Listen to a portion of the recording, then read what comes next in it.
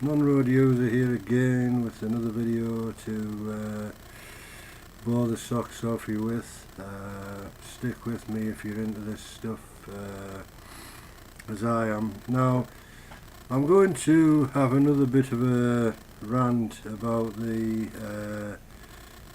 current UK government and the forthcoming general election, which, as many of you will be aware, I've just googled it, and according to parliament.uk in the Google search, it says, following the Fixed Term Parliament Acts 2011, the date of the next general election has been set for 7th of May 2015. So we are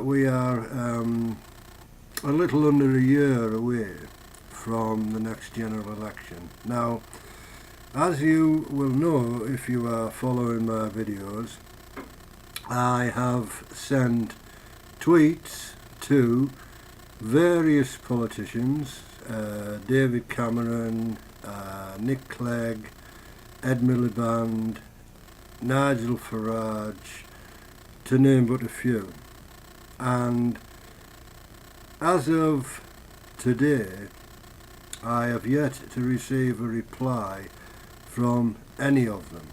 Now, I am not that naive in that when David Cameron, Ed Miliband, etc. Open Twitter accounts, that any tweets sent to said Twitter account is going to actually be read by the people that it's purporting to be a Twitter account of. Okay, they've probably got well, certainly in the case of David Cameron and Nick Clegg, they probably have civil servants or employees directly monitoring tweets that come in, and if they think they're appertaining to anything that the politician may be interested in, then they get passed on. If they don't think that they are, then they just get dumped into the big black hole, I assume. Okay, so it's not like my Twitter account where if somebody tweets me, they get me. Okay, it's me and me alone. Okay, so I don't believe that with the politicians that's the case. I could be wrong, but again, I'm very cynical, skeptical, call it what you will. But there you go. So the upshot of it is, despite my tweets regarding my pet hate, which as you know is cold callers, to these politicians, to date no replies at all have been received, and I've sent quite a number of tweets. Okay, so that to me speaks volumes. The silence is deafening, I think is a phrase many people would use.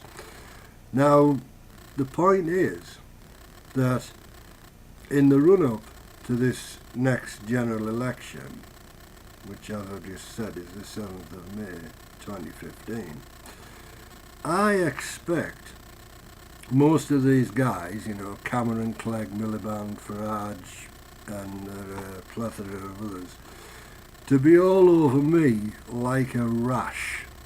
Okay, and the reason they will probably be all over me like a rash is because they will be expecting to rely on my vote for their particular party. And okay, so it's like I guess you wait for a bus and then like 4 turn up at the same time. To use what I would call a rather comical analogy of the situation. Okay, so again, cynically, they don't seem to be interested in what I've got to say at the moment. So conversely, why should I or anybody else be interested in what they've got to say in the run-up to this general election? It works both ways, guys, you know. Don't you get that? So, apparently not. But, you know, there you go. So, unfortunately, I've learned, because in another video that I posted, which I'm going to re-entitle 2015 UK General Election Part 1, and this will be Part 2. Okay. So in Part 1, I say something along the lines of that I am prepared to vote for whatever party that comes along and says, you know, we're going to do this, something about this subject that you keep bleating on about, that meaning me. Okay. And in that video, I name two particular, what I would call fringe parties, which are the Monster Raven Loony Party and the Elvis Bus Pass Party, or Bus Pass Elvis Party, whatever they call themselves. Unfortunately, I've learned that those two parties seem to have disbanded. Now, you know, that's a shame, but I'm quite sure that I'll be able to find some other, shall we call them, obscure parties of which to cast my vote for, if the, what I deem to be mainstream politicians do not take up this issue. Now, the reason I keep banging on about this issue is because the horrendous stories that I've read about on the internet, okay, cold calling companies, I read one the other day and I was absolutely horrified. I mean, fortunately, I'm a guy who's, you know, I've got my faculties, I'm strong, I'm not I wouldn't call myself a vulnerable sort of person, but unfortunately in our society we have vulnerable people. Okay, now I was reading this story on the internet, again I can't verify it, but I'm taking the person at their word, obviously, and this post said that a representative of a cold calling company had knocked on someone's door, didn't get a response, so what they did, according to this post, was actually try the handle on the door, and the door wasn't locked. So they opened the door, walked in to the person's property, where they were greeted by a gentleman who apparently was suffering from dementia. Now, they then proceeded to try and sign this guy up to whatever services they were offering. It seems, according to this post, when this gentleman's wife returned, the guy from this cold calling company was still there, and he apparently totally ignored her and carried on with his process. Now, you know, look, politicians from whatever domination you know, what party you belong to, it doesn't matter to me, okay? This must end. You know, these despicable, I was going to say dubious, but they're not dubious. If it's true, it's despicable, okay? And it must end. The only people, as far as I'm concerned, who can do anything about this are you guys, through regulation, okay? I know I keep banging on about this, and I know people are probably sick of watching me banging on about this, But this is important, right?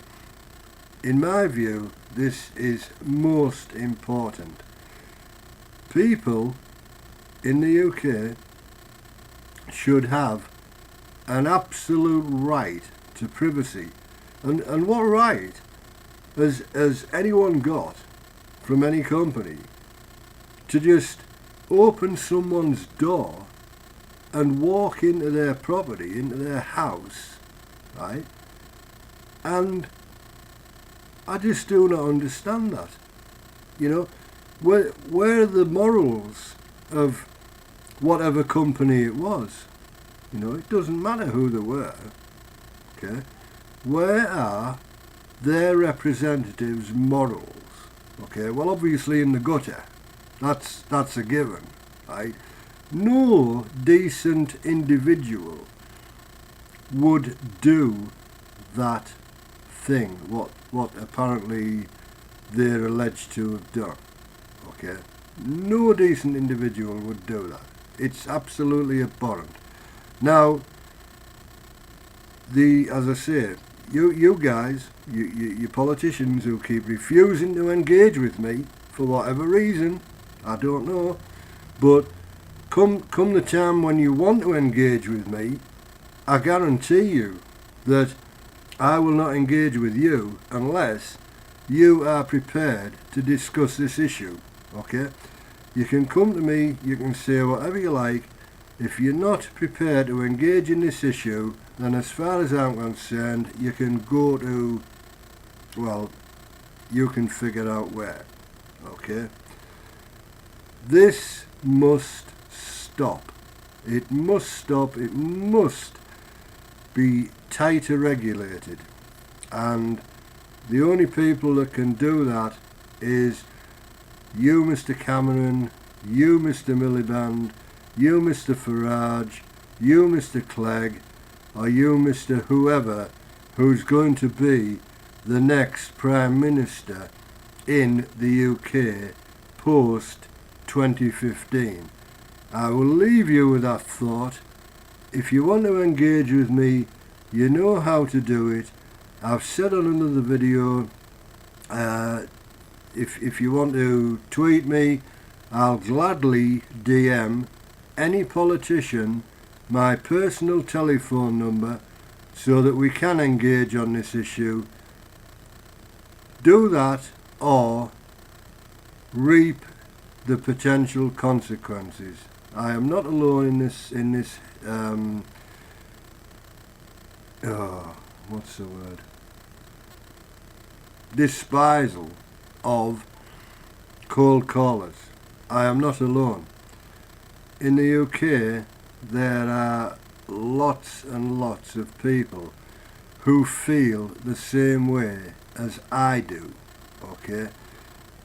You ignore us, politicians, at your peril.